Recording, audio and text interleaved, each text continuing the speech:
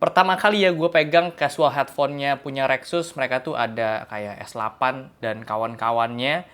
Nah, ini adalah seri yang casual tapi masuk ke lini Daksa. Namanya ini Daksa Suara. Jujur aja gue pakai ini udah kurang lebih 4 minggu, hampir sebulan ya.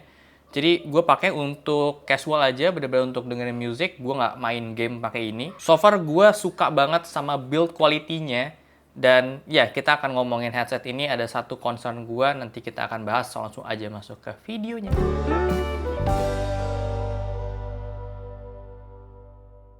Halo semuanya, gue Okto, balik lagi channel Tech Manis. Jadi di Daksa Suara ini kita dapat headphone yang under 500.000. Desainnya oke banget, unik banget ya, karena ada adjuster yang ini kayak tanduk, tapi ini kualitasnya bagus. Kayak besi gitu, kokoh banget, solid. Dapat casing juga untuk kita bisa bawa kemana-mana dengan mudah dan aman. Dapat kabel Type-C untuk charging sama aux TRRS 3,5 mm.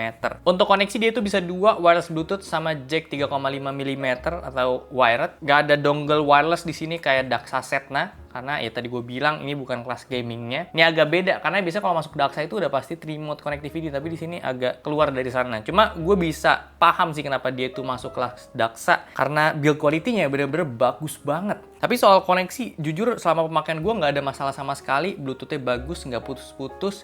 Dimanapun gue connect ke device apapun itu aman-aman aja. Ditambah dia juga ada fitur dual connection, jadi ini memudahkan banget buat kalian yang kerja di laptop atau PC, plus ini bisa dikonekin ke handphone.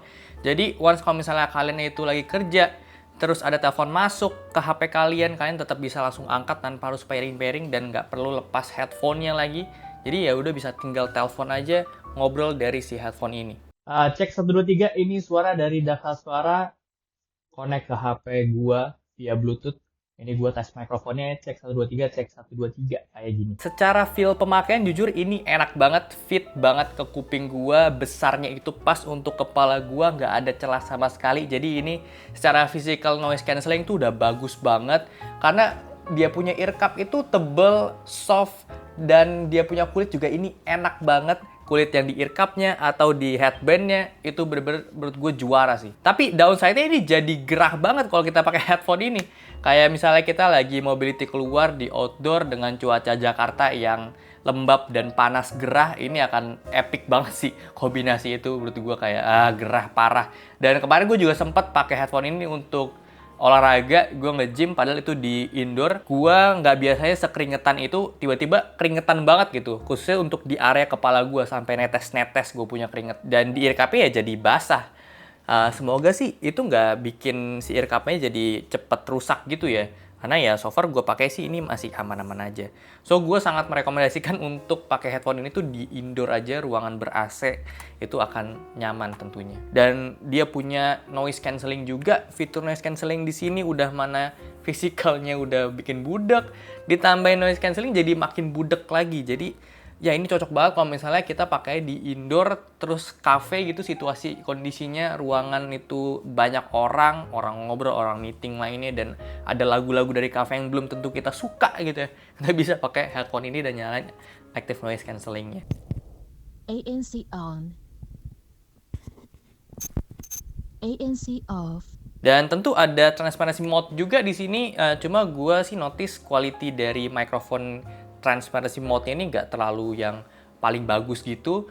Gua masih dengar suaranya tuh terlalu artificial gitu ya. Jadi ya benar-benar suara mikrofon yang ditransfer ke speaker dalam gitu. Jadi suaranya kalau ada orang ngomong dari luar kayak sedikit robot ya. Ini bukan masuk ke kelas headphone ringan, ya tentunya pasti dikorbanin bobotnya dia jadi agak sedikit lebih berisi gitu ya, karena emang sesolid itu. Slidernya juga kita bisa lihat ini nggak ada turun-turun sama sekali. Kalau kita tarik, kesetnya dapet, tapi bukan yang kayak susah ditarik gitu loh. Ini beneran enak banget. Mau adjust kayak gimana juga dia akan stick di situ gitu. Dan ini juga bisa kita lipat ke dalam dan bisa swivel juga. Makanya kita dapat casing yang lumayan tipis, jadi kita bisa masukin si headphone ini dengan gampang. Untuk button di sini juga dia minim banget, jadi ya clean aja gitu si headphone-nya.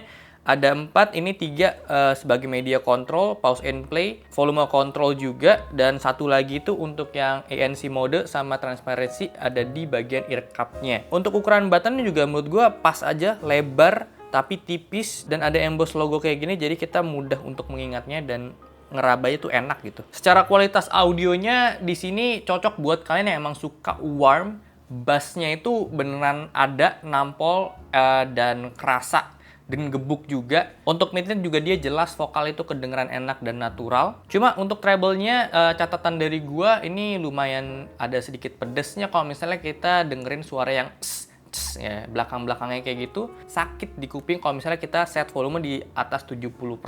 Secara clarity dia cukup bagus, clear suaranya, bersih, dan untuk separation juga ini gue bisa bedain antara instrumen satu dengan lainnya, jadi nggak numpuk-numpuk. Untuk imaging di sini lebarnya sih dapat, tapi untuk soundstage di sini gue nggak bisa ngerasain kemegahan yang megah banget gitu karena ya mungkin dia terlalu terkompres gitu ya kuping kita. Jadi untuk kebutuhan casual sehari-hari sih ini udah cukup banget. Emang seenak itu dari kenyamanan pakainya, tapi catatan kalau dipakai di outdoor ini gue kurang rekomendasiin sih. Tapi ya balik lagi soal kebutuhan kalian, kalau misalnya emang kalian nggak masalah sama ringatan di luar sih nggak apa-apa juga. Satu harapan gue soal headphone itu ya semoga ada aplikasinya gitu, karena kalau kita lihat di kelas harga 500-an ribu itu udah ada beberapa yang pakai aplikasi dan dia bisa custom EQ di situ dan bisa atur fitur-fiturnya juga. Jadi itu menurut gue bisa dipertimbangin sama Rexus untuk bisa kasih aplikasi yang support sama si headphone-nya. Untuk harga Daxa Suara ini ada di 499.000, bahkan kalian bisa dapat yang lebih murah lagi di toko yang non-official gitu ya. Jadi tinggal cek aja linknya, itu ada di description box. So segitu aja untuk video kali ini. Thank you banget udah nonton. Kalau suka boleh like, share, dan subscribe. Gue sampai jumpa di video selanjutnya. Terima kasih.